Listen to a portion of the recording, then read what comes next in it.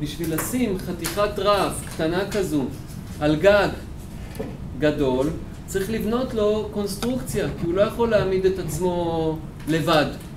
ולכן צריך לבנות לו קונסטרוקציה. הקונסטרוקציה של הגג מורכבת מעץ, נכון? ממה שנקרא אגדים. אמרנו עם מילה. אגדים. האגד זה משולש מעץ. האגד משולש מעץ שיש לו תמיכות שעוזרות לחלק את העומס של הגג לפי הצורך. את האגדים אנחנו שמים כל 90 סנטימטרים לערך על הגג.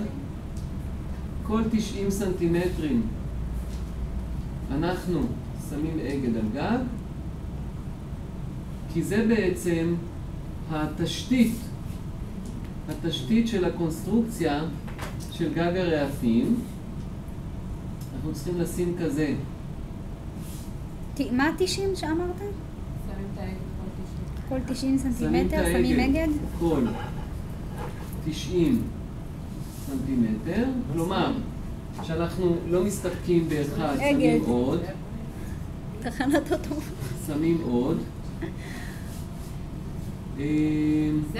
זה ממץ? כן. כל 90 אנחנו צריכים לשים.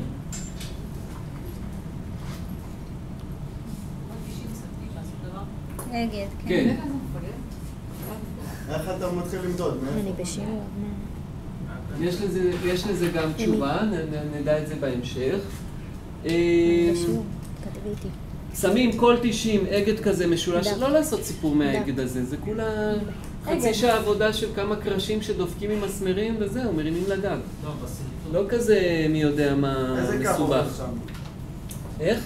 איזה קו הוא מצלם? איזה קו? אגד, לא? וידאו? כל שנה יש לך אני עושה כזאת בדיחה. אבל אין לי... לא? בפציעה. חבר'ה, אגד מסתבר לא מספיק כדי שאפשר יהיה לשים עליו את הרעפים. ניסו לשים בין האגדים רעפים, הם נפלו. ואז הוסיפו מרישים. מרישים. כל כמה? זה גם עץ, לא?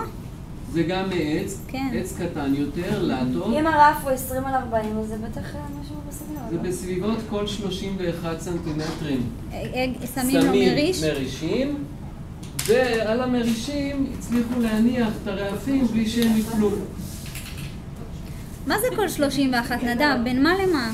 בין מרכז המריש למרכז המריש. זאת אומרת כל מריש 31.